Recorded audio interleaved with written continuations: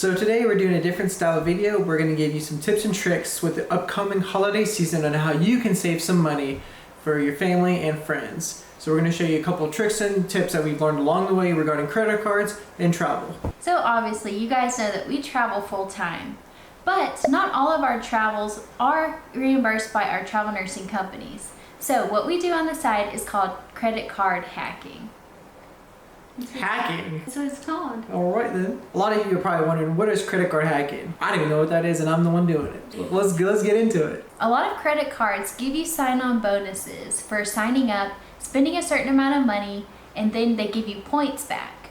Those points can be used for lots of travel all around the world, such as hotels, flights, transportation, and you save so much money that way. And that's what we do on a regular basis. So there's a trick to this. What you do not spend more than you normally would.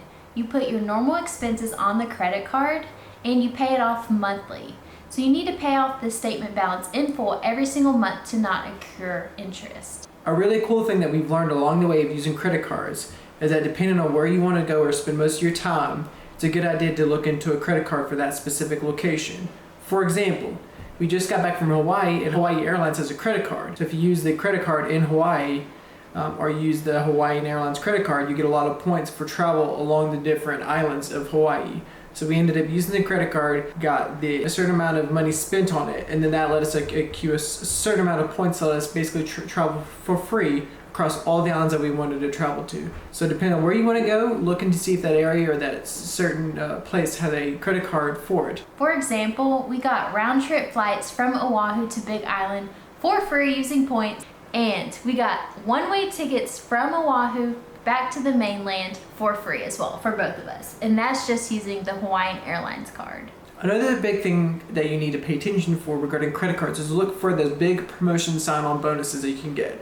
For example, we signed on with our American Express credit card when there was a huge promotion going on, and we've traveled honestly for like the last year and a half. A lot of hotels and flights have been really cheap or if not free from all the points that we've used from that one-time big promotion that they've had.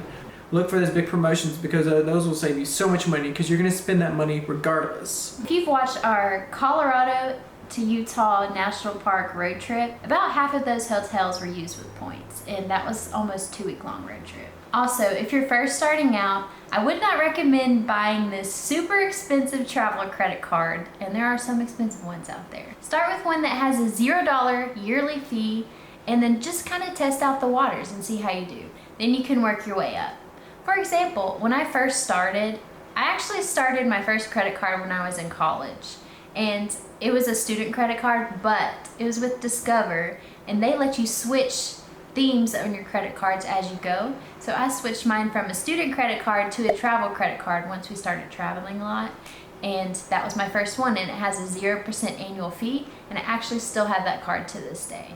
So start low, work your way up. My next travel credit card was the Chase Sapphire Preferred, and that I think had a $95 annual fee, so kind of mid-tier range, and that was a good next step up. Our one now, it's super expensive, but we travel so much, it's so worth it. It's the American Express Platinum card. But like I said, kind of test the waters out first so you don't get yourself into a big, deep hole. For example, you can always have a credit card, but you may not need a credit card for travel. Say you can just have a credit card just to use for gas. You pay off that monthly for your gas bill, and you're still going to get kickback and perks from using that credit card for only gas purchases or for only grocery purchases. There are credit cards that you can use for certain aspects of your life. They don't actually have to be travel. We just found that we use a lot of travel perks of the credit cards as we go along. So why not have travel credit cards? But this can apply to anyone, whether you're traveling or not traveling. Our goal for this video is just to save you money for the holidays so you can spend more money and more time where it matters versus bills that you don't need to pay for. So another tip I never see anybody talk about, and there's tons of videos on this topic, is I made the name couple hacking. So what you do, like I would sign up for a card, spend my minimum amount requirement, and then I get the bonus points, use up all the points, and then I refer Sam to the card. We both get extra points in our pockets and do the same thing all over with Sam. And we've done this a couple of times. That's why we've only had like a couple of credit cards, because it just takes so long switching back between the two. But keep in mind, if you refer someone to your credit card, I do believe you have to claim it on your income tax. They will send you a form, but we are not financial advisors. Don't take our advice. Just saying. You might It's want out to look there. into that. It's out there. So there's 2 credit cards that we currently have that I would, for our current situation of traveling and all the things that we do, I would recommend to other people in our certain situation. That is our American Express Platinum card that we use for travel. That gets us access to all the fancy airport lounges, as well as it gets us a lot of good kickbacks on like groceries, gas, anything pretty much we can purchase. We get kickbacks when we use that specific credit card. Mm-hmm. Another big credit card that we love that we use a lot is an Amazon credit card. We use it only for Amazon purchases, and they actually give you a 5% cash back, and then you can also get points with that credit card that you can use for future Amazon purchases. Mm-hmm. That's the 2 credit cards that we use a lot, and then I would say I would recommend for everyone, because who doesn't use Amazon nowadays? Everyone uses it. And actually that Amazon card is through Chase, and you can transfer those points to like a travel credit card, or on their main website you can use those points for travel as well. So I thought that's pretty awesome. So one important thing about credit cards that you need to understand is that for credit cards there are annual fees. So say you do pay that beginning annual fee, you spend that X amount of money needed to get all the big promotions and points that we've talked about, and then you have to make the decision: do you want to keep the credit card for the next year, depending on what the annual fee is? Mm-hmm. So some credit cards vary in the annual fees. Some are like $100, some are $200, some are $50. One of ours is like $700 for a year. Mm-hmm. So you kind of have to make a decision. Do you want to keep that credit card for the points, even though you're not going to get the huge promotions you're still going to get?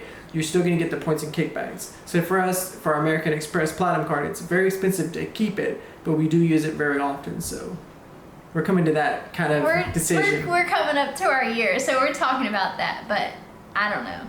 We need to crunch the numbers. I did think of another tip. So not all points are weighed equally.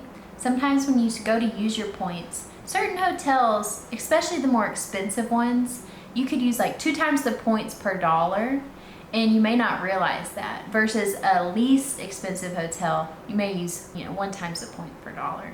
So definitely look into that. I've noticed we tend to go on the cheaper side of hotels where we can use more stays. We're very budget friendly travelers. Whenever you go to book your hotel, just kind of keep that in mind. The same thing would go for flights. So say if you book a cheaper airline with cheaper seats, those points would go longer for you, versus if you book a nicer airline with maybe business class seats or first class seats, those points are going to get eaten up so much faster. So just keep that in mind. You have all these points that you've spent the last 6 months or 3 months or years accumulating, and then do you want to use those points over 1 trip, 2 trips, or spread them over months or weeks or whatever you're planning on doing? So a lot of you may be thinking, and this was my number 1 concern when we first started, was how does it affect your credit score? And honestly, it hasn't affected it that much. So usually the credit cards give you like a 3 to 4 month time span, maybe 2 months, to spend your recommended, spend your spending limit before you get the points. And then it takes like a month to get the points in your bank. And by the time you use all that points, it's been a couple of months since you applied.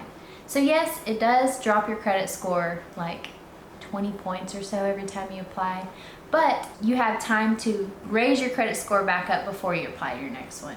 So we've never really seen like a huge drop. In fact, my credit score, I don't know about Sam's, I think both of ours have actually gone up through this process. And the thing to understand is if you have a decent or good credit score, like unless you're doing something that's like you're missing your credit card payments monthly, it's not going to hurt your credit score that hard. Like right. If you have a good credit score, you're still going to have a good credit score. After doing this credit card hacking, it's just going to give you a slight deduction or a slight hit in this one little time period, and then it's going to go right back up to its baseline. But then at the end of the day, you're still going to have all these perks and benefits of using credit cards that you didn't have before.